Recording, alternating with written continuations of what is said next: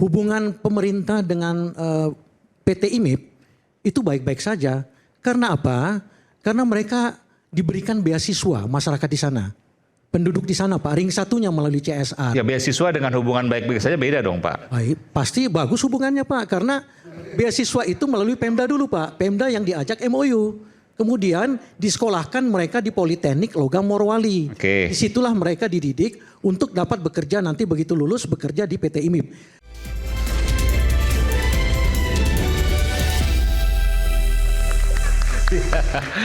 Ini waktunya closing statement, tapi sebelum closing statement pada saat break tidak berhenti untuk berdebat, tapi nggak apa-apa. Karena ini bagian dari rakyat bersuara, kita berikan tepuk tangan, luar biasa. Oke.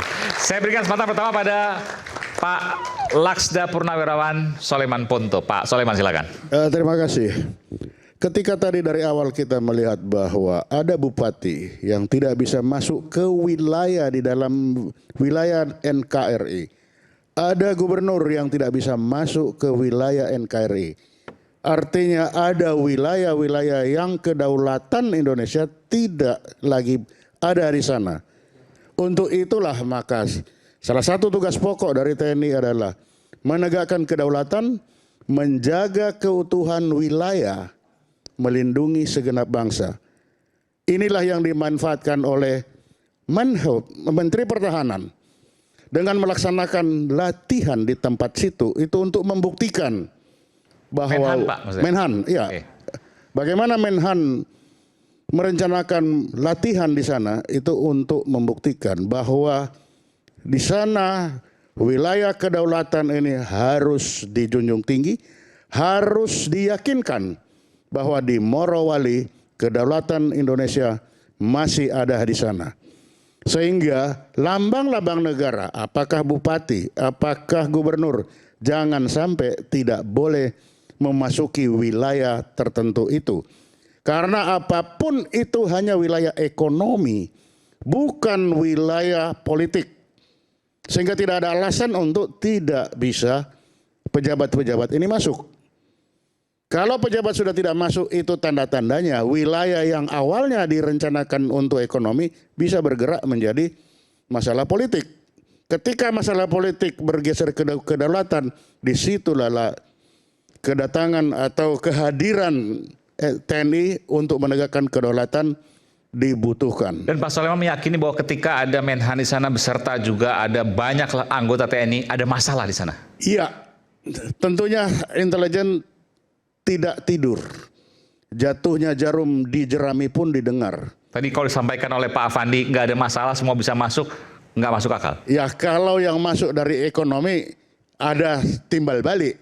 Tapi ketika Rekanan yang maksudnya, iya. Iya kan beda. Iya. Kalau yang masuk dari ekonomi pasti boleh ada timbal balik. Tapi kalau masuk misalkan dari bupati, dari gubernur disampaikan bahwa mereka tidak masuk, itu sudah ada politik. Dan sudah pasti dari intelijen di lapangan sudah ada masuk. Kami tidak bisa menemukan ini, kami tidak bisa banyak. Oke. Dan untuk mencapai ke sana tentunya waktu panjang sampai akhirnya diputuskan kemarin, oke kita bikin latihan saja untuk meyakinkan apakah info yang ada di sana ini seperti itu atau tidak. Dan ini kaitan ke Pak Prabowo kemarin bicara di depan mengungsi bahwa nggak boleh curi uang rakyat. Kalian setuju nggak kalau saya sikat maling-maling itu? Ada kaitan gini? Ya itu tadi menegakkan kedaulatan. Kedaulatan di sana ada kedaulatan ekonomi, ada kedaulatan hukum, ada kedaulatan Dan Pak terhadap Prabowo wilayah. mengarah ke sini maksudnya? Salah Sebagai satunya? seorang presiden tentunya wajib dia adalah untuk menegakkan kedaulatan di negeri ini. Sehingga itu adalah kewajiban bagi seorang presiden untuk menegakkan kedaulatan. Apakah itu kedaulatan ekonomi, kedaulatan wilayah, kedaulatan hukum? Alat yang bisa dipakai kalau berbicara kedaulatan TNI. Karena tugas pokoknya kita bisa baca di pasal 7 Undang-Undang TNI menegakkan kedaulatan, menjaga keutuhan wilayah, melindungi segenap bangsa. Dengan melaksanakan apa? Operasi militer, apakah itu perang atau non perang. Oke, baik. Demikian, terima kasih. Saya bisa tanggapi sedikit Pak? Sedikit boleh, sedikit silakan. Tidak bisanya bupati, gubernur masuk ke sana. Ini fakta di lapangan Pak. Hubungan pemerintah dengan PT IMIP itu baik-baik saja. Karena apa? Karena mereka diberikan beasiswa masyarakat di sana. Penduduk di sana Pak, ring satunya melalui CSR. Ya beasiswa dengan hubungan baik-baik saja beda dong Pak. Baik, pasti bagus hubungannya Pak, karena beasiswa itu melalui Pemda dulu Pak. Pemda yang diajak MOU. Kemudian disekolahkan mereka di Politeknik Logam Morowali. Oke. Disitulah mereka dididik untuk dapat bekerja nanti begitu lulus bekerja di PT IMIP. Diterima 100% Pak, tenaga kerja ring 1 di IMIP itu. Jadi berita-berita yang berkembang saat ini banyak yang tidak masuk akal gitu loh. Fakta yang ada di lapangan itu betul-betul Jadi Anda mengatakan tidak sesuai dengan jadi menyatakan bahwa di medsos. iya, itu baik-baik saja di PT IMIP. Ya baik-baik saja Pak. Terus kemudian Pak Menhan ke sana dengan puluhan, ratusan pasukan. Kalau Pak Menhan itu ribuan. Pak, 27.000 pasukan untuk latihan. Kalau Pak Menhan datang di sana itu Dan mengatakan tidak boleh ada republik dan republik. Anda mengatakan bahwa itu baik-baik saja? Pada saat itu memang otorita bandaranya waktu itu tidak ada bea cukai, tidak ada dilihat imigrasi. Pada saat itu Pak, sehingga itulah statement dikeluarkan oleh Pak. Jadi Pak Menhan bawa 27.000 itu hanya pada saat itu aja. Jadi latihan Nggak masuk ini akal, Pak, Pak. ini saya belum perlu jelaskan latihan TNI ini bukan Nggak ada kaitannya dengan itu. Bukan baru pertama kali. Ya, kali yang Anda kemarin. mengatakan nggak ada kaitannya dengan Tidak Pak, karena tapi begini. nggak, ini Anda ngomong gini, Begini, Pak, Bapak begini. bisa mungkin membohongi diri beberapa orang, tapi Pak, logikanya nggak masuk Pak. TNI Ketika Bapak pernah mengatakan latihan bahwa di 2014, tidak Pak. ada apa-apa, tapi kemudian mengatakan bahwa republik dan nama republik, bagaimana Bapak mengatakan bahwa itu nggak ada apa-apa? Tidak ada apa-apa. Karena apa Pak? Kita TNI Polri itu bisa masuk kok Pak. Saya bebas masuk. Iman. Oke, baik, kita beri tantang. Oke, Oke, baik, saya kira cukup. masuk. Logika Bapak nggak masuk. Oke, itu aja. Saya mau nyampein aja seperti yang saya bilang tadi. Ada 3 hal. Pemerintah hari ini belum menyelesaikan ekspor ilegal nikel 5,3 juta ton karena perbedaan data bea cukai Indonesia dengan data bea cukai Cina. Sampai dengan hari ini pemerintah tidak menyelesaikan. Itu data.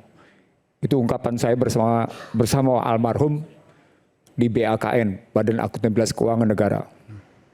Hari ini KPK tidak menindaklanjuti ekspor ilegal. Pertanyaan usil, kok bisa ya ekspor ilegal berlangsung? Gitu Pak. Jadi emang nggak apa-apa. Nah ketika tidak ada apa-apa, itu bukti berlaku 7I. Yang saya singkatkan sebagai pengemis investasi. Begini jadinya, itu yang kedua. 7I itu adalah modal itu bisa menginvasi, modal itu bisa mengintervensi, modal itu bisa menginfiltrasi, modal itu bisa melakukan interferensi, modal itu bisa melakukan indoktrinasi, modal itu bisa mengintimidasi, modal itu melahirkan inflasi dan impoverishment. Terbukti sudah. Jadi kalau cerita soal ada beasiswa, ya itu CSR biasa aja. Persoalan pokoknya siapa yang menikmati kue besar? Rakyat Indonesia menikmati apanya? Efek menetes. Efek netesnya apa? Ya Anda dicokoki harus berterima kasih kepada tuan penjajah. Yang ketiga, saya ingin menyampaikan pada Anda bahwa problem investasi Indonesia disebabkan oleh cara pikir yang salah dalam penataan restrukturisasi aset. Presiden Republik Indonesia Prabowo Subianto sedang melakukan restrukturisasi sumber daya melalui PKH. Ya.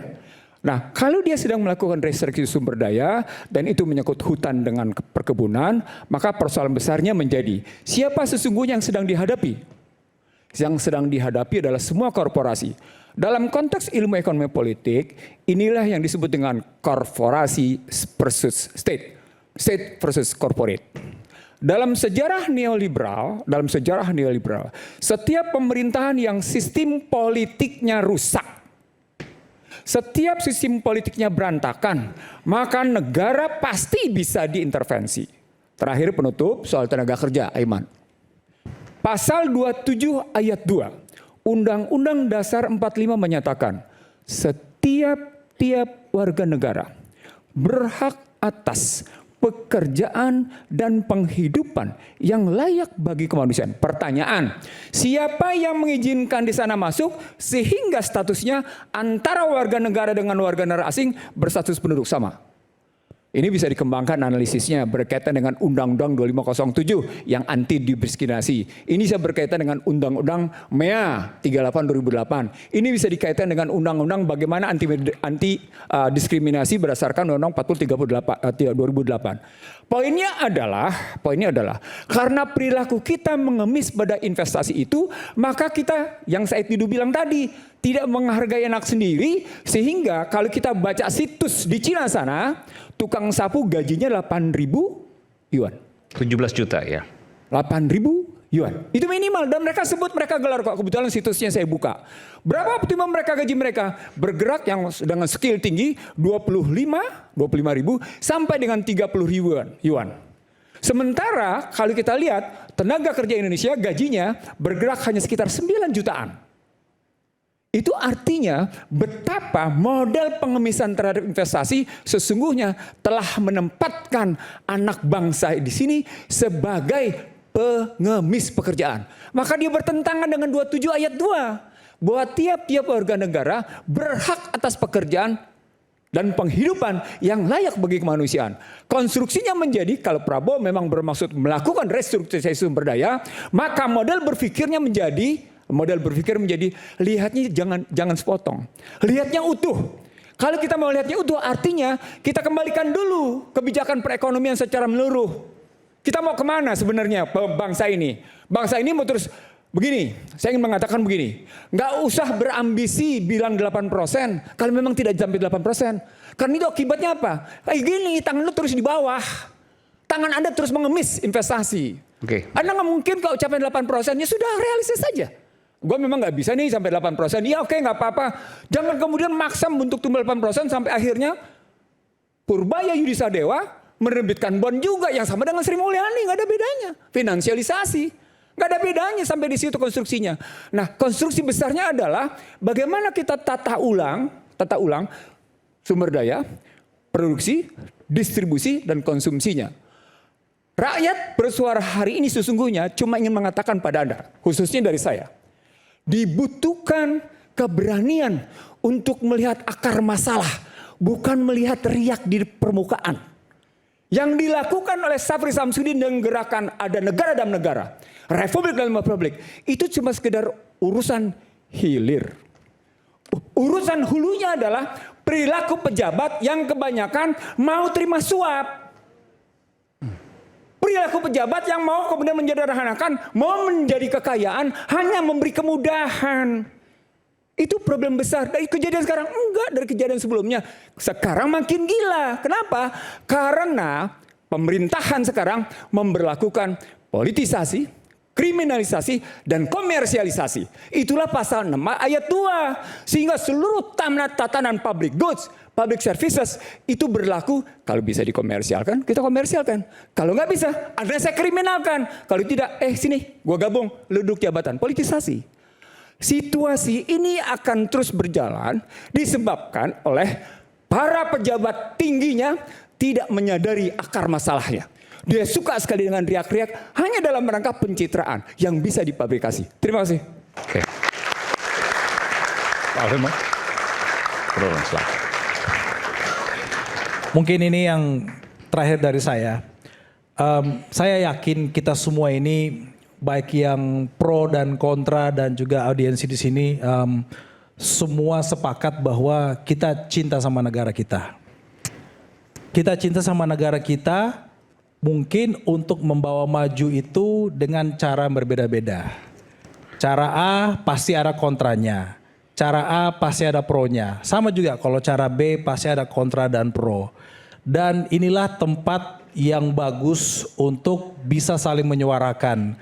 Menyuarakan yang pro pemerintah boleh di sini. Menyuarakan yang kontra sama pemerintah boleh di sini. Opini-opini, pendapat-pendapat itu sebaiknya jangan berhenti karena itulah bisa menjadi masukan untuk bangsa kita dan pemimpin-pemimpin bangsa kita. Tetapi secara bersamaan kita juga berhentilah menghina dan memfitnah pimpinan-pimpinan kita. Saya juga Bang, dulu seperti teman-teman di medsos. Maki sini, maki sana, maki sini, maki sana. Nggak ada hasilnya. Nggak ada hasilnya. Tetapi mending kita berbicara seperti ini di forum yang namanya rakyat bersuara. Kalau kita bisa bersuara seperti ini terus, mungkin kita sama-sama ke depannya membangun bangsa ini dan menyempurnakan keputusan-keputusan yang diambil sebelumnya untuk kebaikan ke depannya. Terima kasih, itu dari saya. Oke. Baik. Prof. Saya hanya kembali lagi, tidak ada kebijakan yang sempurna, tapi tidak boleh membiarkan kebijakan salah berlanjut. Saya berharap, udahlah nggak usah rumit berpikirnya.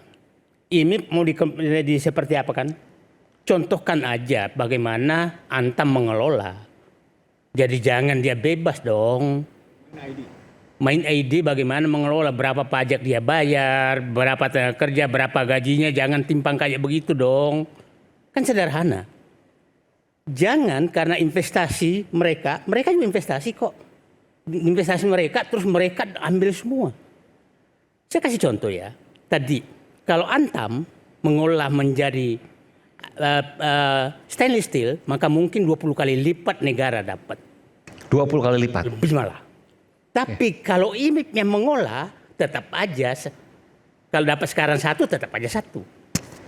Nah, jadi itu akal sehat sekali. Jadi akal sehat sekali jalannya. Bahwa ada kesalahan kemarin, mumpung belum habis nih, tinggal 9 tahun kok. Nah, sekarang cara itu yang kita lakukan. Katut menyatakan itu tadi gimmick terhadap ada CSR, tadi kan ada juga menyatakan ada politeknik di sana, padahal itu pakai APBN loh politekniknya itu bukan pakai anggarannya ini, bukan APBN malah. Nah, saya ingin katakan, mari kita lihat negara dapat apa, dan kita punya contoh kok, ada Vale, ada Antam, ada Freeport. Kenapa ini berbeda gitu loh, samakan aja lah. Oke, clear ya satu. Kedepannya, nah jadi mungkin Pak Prabowo udahlah, saya minta Menteri SDM, Menteri ini tolong itu samakan perlakuannya supaya negara optimum mendapatkannya. Jangan dia istimewa. Udah banyak diambil, udah ribuan triliun diambil, udah lebih. Nah terkait ini betul-betul menurut saya perlu koreksi sangat besar terhadap putusan Menteri Perhubungan. Saya birokrat yang sangat paham membuat SK Menteri. Karena saya 6 tahun memparaf SK Menteri. Harusnya mempertimbangkan mengingat ini harus masuk semua. Rekomendasi pertimbangan dari Menhan nomor sekian. Rekomendasi dari Menteri Pertanian nomor sekian, rekomendasi dari Menteri Keuangan nomor sekian, rekomendasi kan yang semua yang terkait harus sudah ada rekomendasinya. Ini apa pasalnya? Dia menyatakan ini silakan berkoordinasi dengan ini. Itu sama dengan Menteri Perhubungan menyatakan, kau bawa lagi tas tanda kutip ke menteri ini. Mohon maaf aja, ini kesap birokrat yang sangat salah. Dalam hal ini saya sepakat sama Abang. Bukan, saya kalau benar-benar aja. Nah, yang menarik, kenapa ada dari 4 itu, yang satu tuh Tanah Bumbu, kenapa langsung ditetapkan sebagai bandara internasional? Mohon maaf, boleh koreksi kalau saya salah. Baru kali ini pemerintah Indonesia menjadikan bandara khusus menjadi bandara internasional. Betul ya? Baru kali ini. Baru sekali. Sejak Indonesia merdeka. Sejak Indonesia merdeka. Ya. Ada apa? Ya itulah saya nggak tahu ada apa. Nah yang menariknya 2 dihapus dan 2 dipertahankan. RAPP, Riau Pulp and Paper, yang saya kemarin mohon maaf, Sinarmas protes karena kalau saya sebut, karena APP dengan RAPP itu mirip. Nah pikiran saya APP, pikiran saya Sinarmas. Ternyata ini adalah RAPP yang pemiliknya Sukanto Tanoto, yang pemilik sahamnya itu perusahaannya di Singapura. Bukan perusahaan Indonesia yang memiliki RAPP. Pertanyaan saya, kalau Presiden Prabowo ini harusnya diteliti nih, ada apa di balik keputusan Menteri Perhubungan ini? Karena satu, baru pertama kali ada keputusan Menteri Perhubungan mengubah status bandara khusus menjadi bandara internasional. Baru pertama. Maksudnya satu paketan dengan RAPP ini maksudnya? Enggak, bukan. Ya, bukan. Yang kedua, Berarti dalam bandara ini kita sepakat ya tidak ada hubungannya Pak Jokowi di situ ya. Saya nggak pernah Bandara ya? ngomong, Bapak aja motong Ya. lagi. Bapak Nggak ada ya. menghubungkan terus. Ya, mau kunci aja di situ Ya Pak. Bapak Mau kunci menghubungkan terus gitu loh. Jangan ditarik ke sana Iya, lagi. jangan cari-cari ke sana. Jadi kayaknya Bapak Yang narik kalau bukan kita- Bang Said, yang narik Pak Brurun. Iya. Oke. Jadi Mau kalau- jelaskan Bang Ferdinand maksudnya. Oke. Jadi, nah, ini menurut saya mungkin saja Pak Safri Samsudin sudah tahu apa di balik ini, mungkin saja, sehingga dia turun dengan pasukannya bahwa ini ada sesuatu. Dan selain berarti ada lagi dong di Dan tempat kita lain. harus tahu, Pak Safri tidak mungkin melangkah satu langkah tanpa Prabowo tahu dan tanpa perhitungan. Oke. Saya paham itu. Jadi maksud saya, langkah itu dilakukan. Saya yakin betul bahwa ini negara sedang ingin menegakkan kedaulatannya dan menunjukkan bahwa kami tidak akan menjual kedaulatan kami ke siapapun. Sejengkal pun. Ya, saya pikir itu. Terima kasih. Oke, silakan. Baik, topik hari ini adalah, Bandara hantu. tapi bandaranya amat sangat dibahas. Nah, saya ingat tadi ketika membuka, Mas Aiman ini menyebutkan bandara IMIP bisa untuk didarati Boeing 737. Ya. Itu tidak tepat. Karena kapasitasnya nggak bisa untuk Boeing 737. Panjangnya tidak bisa. Panjangnya ini hanya Panjang runway-nya. 1890. Tidak bisa, oke. Paling Jadi besar. yang untuk kapasitas terbesarnya sebetulnya adalah ERJ-145ER. Tapi di Indonesia Kapasitas kan berapa penumpang itu? 140-an Penumpang. Oke, Itu ya besar juga itu. Untuk apa? Tapi di Indonesia nggak ada pesawat itu yang mengoperasikan. Kan belum tentu dari Indonesia. Ya? Enggak, ini sejak di apa Ya, oke. diizinkan beroperasi, kita kan nggak membahas internasionalnya dulu. Ya. Hingga saat ini pesawat terbesar yang bisa mendarat di Bandara IMIP adalah Airbus 320. Airbus 320 bisa. Ya, bisa karena dia membutuhkan Panjang landasan yang lebih pendek, Pendek, oke. kapasitasnya juga lebih kecil. Ya. Kemudian kelihatannya Transnusa juga menggunakan Airbus A320. bukan, tidak menggunakan Airbus, menggunakan Comac 909-nya. Airbus A320 mirip-mirip sama Boeing 737 lah, satu kelas ya kalau. Sedikit di bawahnya. Ya, oke. Kapasitasnya lebih kecil. Dan untuk diketahui karena di medsos ini juga ramai, katanya ada juga yang menyatakan setiap hari 80 ton nikel itu diangkut lewat pesawat. Ini nggak masuk Nggak mungkin, akal. nggak mungkin. Ya, karena seperti yang terbesar yang sekarang beroperasi di sana kan Airbus 320. Iya. Itu maximum take off weight, termasuk bobot pesawatnya itu hanya 79 ton. Oke. Ya, dan itu sudah termasuk semuanya. Dan maximum payload itu termasuk penumpang dan kargonya itu hanya 20 ton maksimum. Tapi itu kalau dipakai maksimum landasan 1890 pun nggak cukup. Jadi Airbus 320 beroperasi di sana ini juga dengan kapasitas yang tidak full.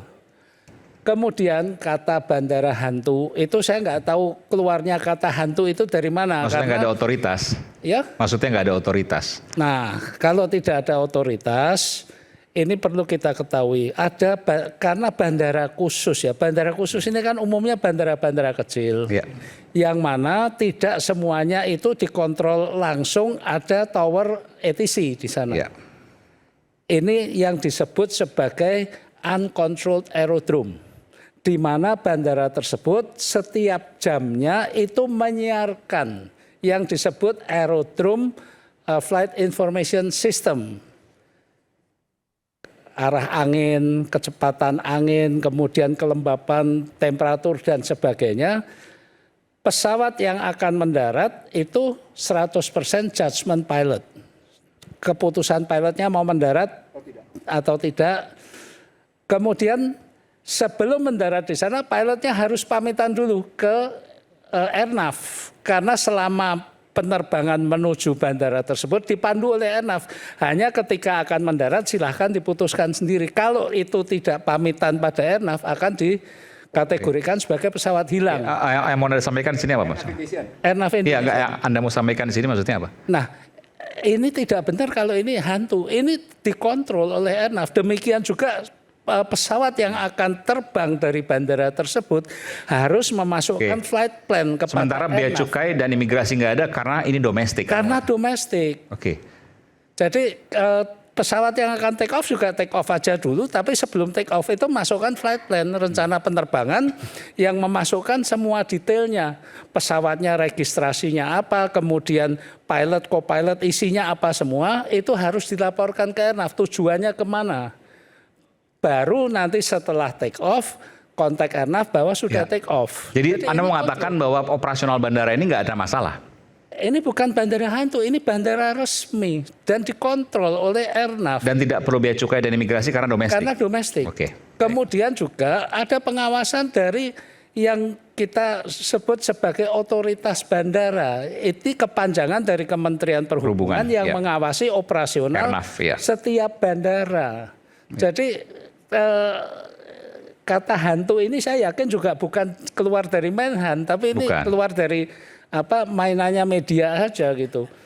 Jadi kembali lagi kelihatannya pembahasan kita hari ini menjadi rame bukan membahas bandara karena saya yakin dari perspektif bandara sebenarnya sudah nggak ada masalah. Makanya melebarnya adalah ke IMIP. Ya, tapi gini, saya harus jelaskan juga. Seolah tidak ada masalah, tapi ketika ini bicara soal lingkungan kompleks yang tertutup, maka apapun bisa terjadi. Itu yang dikhawatirkan. Ya silakan kalau itu. Ya. Tapi kalau karena topiknya itu Ya, bandara dan saya diundang karena dari perspektif penerbangan. Betul. Kalau dari perspektif Kalau penerbangannya. masih Bung Alvin, kalau Anda mengatakan itu ada di lingkup yang terbuka, Anda benar. Tapi ketika ini berada dalam kompleks yang tertutup, karena dugaannya tertutup, meskipun tadi dibantah oleh Pak Afandi, maka apa yang Anda sampaikan menjadi harus dikortik, harus diskon, karena apapun yang terjadi di sana dalam lingkungan yang tertutup, kita tidak ada yang tahu. Ya. Oke, baik. Oke, silakan. Ya, ini semua, ini karena negara kita ini kaya. Negara kita ini berlimpah sumber daya alam, sumber daya bumi begitu ya. Sampai para founding father kita membuat pasal 33 bahwa bumi, air dan kekayaan alam di dalamnya dikuasai oleh negara. Tapi kemudian pemahaman itu atau pasal itu kan mulai berubah maknanya ketika pemerintah Soeharto Orde Baru mengeluarkan undang-undang penanaman modal asing PMA, terutama mengenai tambang ya, dan Freeport yang kemudian masuk. Artinya pemerintah atau rezim itu senantiasa punya hubungan dengan kekuatan global yang sangat besar. Waktu itu adalah kalau Freeport kita ya mengatakan itu Amerika, kekuatan Amerika. Dan memang pemerintah membutuhkan dukungan Amerika sekaligus juga untuk menumbuhkan investasi dan pertumbuhan ekonomi. Tapi dukungan Amerika. Nah sekarang nampaknya mulai juga terjadi bukan hanya Amerika, tapi kekuatan baru yang sekarang kuat adalah dari Republik Rakyat Cina yang kenapa mau datang ke Indonesia dengan ke IMIP tadi, dan kemudian tidak hanya di IMIP, sebenarnya juga ada di Halmahera dan sebagainya. Ini semua adalah kekuatan-kekuatan global yang masuk. Nah, artinya bukan hal baru gitu ya. Pemerintah dekat dengan memberikan keistimewaan apapun yang terjadi. Kenapa ada bandara? Itu keistimewaan karena di Morowali 40 km dari bandara IMIP ini ada bandara Morowali. Tapi kenapa diberikan juga yang di tengah-tengah? Hanya 40 km jaraknya. 40 km. Yang kenapa diberikan di tengah-tengah apa ini perusahaan yang kesulitan kemudian diakses oleh orang-orang luar atau katakanlah aparat pun kesulitan masuk karena ada di tengah-tengah perusahaan. Nah ini kan keistimewaan. Sekali lagi ini adalah keistimewaan yang diberikan oleh rezim yang dulunya kalau Pak Harto memberikan kepada Amerika, sekarang diberikan kepada RRC. Karena ini adalah yang tanda tangan sign waktu itu adalah presiden dengan presiden. Nah sekarang dengan konteks seperti ini perlu investigasi, pansus. Jadi harus diakhiri dengan negara ini harus clear ada apa. Kalau memang ada kekeliruan atau kesalahan atau pelanggaran hukum, ya harus penertiban begitu kan. Tapi kalau tidak ada masalah, ya sudah jelaskan kepada publik, jangan sampai ribut di medsos, ribut di media-media televisi dan sebagainya. Dan terakhir adalah keterbukaan. Berapa sih sebenarnya kekayaan alam Indonesia yang dieksploitasi di Morowali itu berapa? Karena APBN kita tahu bahwa 85% itu pajak. Terus kemana yang disebut sebagai hilirisasi yang sangat besar tuh di persentase berapa?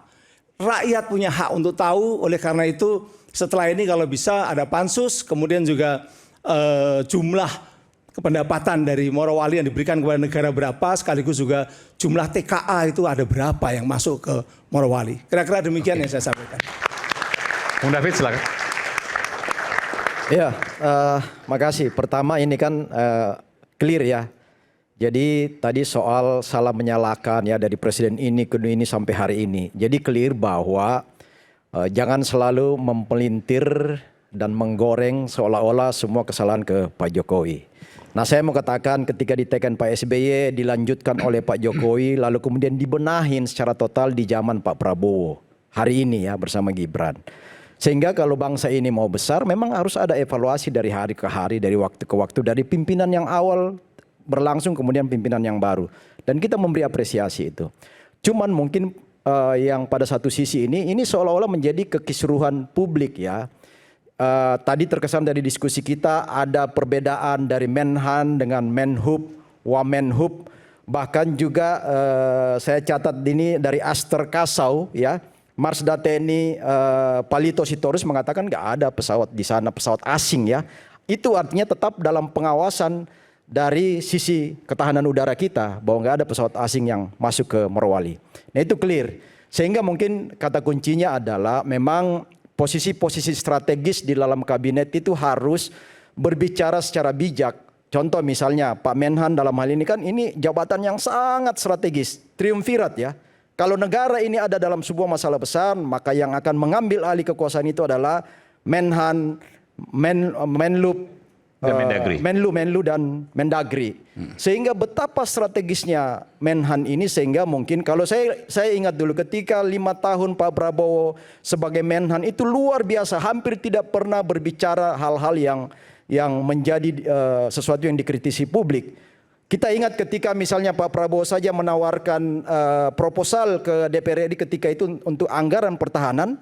Lalu DPR meminta tolong diurai nih Pak. Kata Pak Prabowo, saya nggak bisa detailkan ini karena ini soal rahasia negara.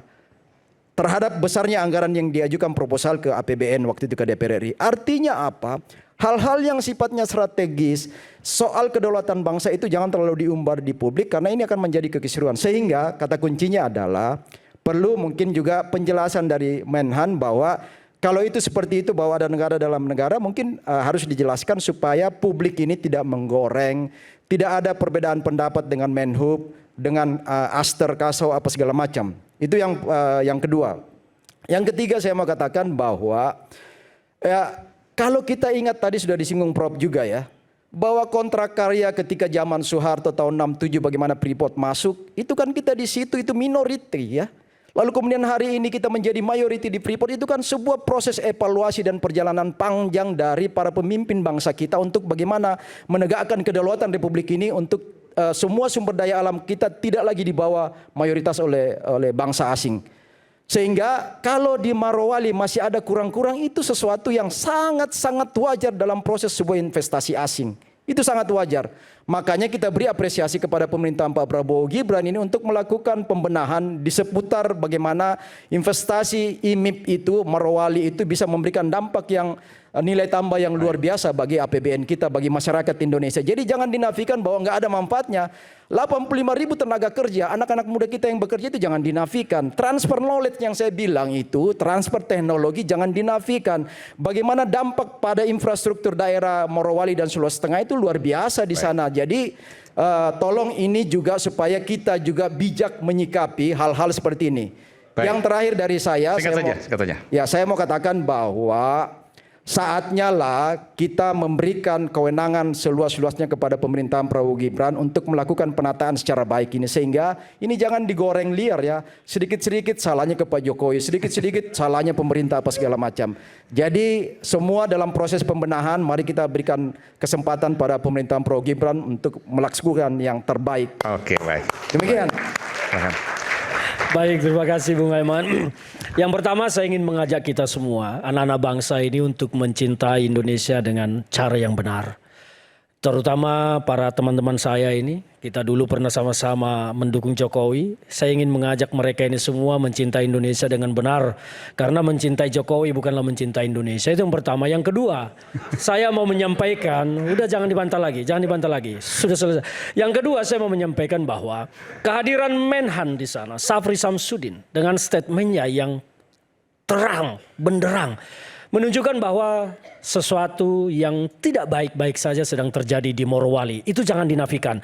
Tidak mungkin seorang Menhan, Syafri Samsudin, dalam kapasitasnya hadir di sana dengan puluhan ribu pasukan. Pasti ada sesuatu yang terjadi. Jadi jangan dikecilkan apa yang sedang terjadi di sana. Yang ketiga saya mau sampaikan, Indonesia ini seharusnya bisa mendapat lebih dari yang sekarang itu dari Morowali.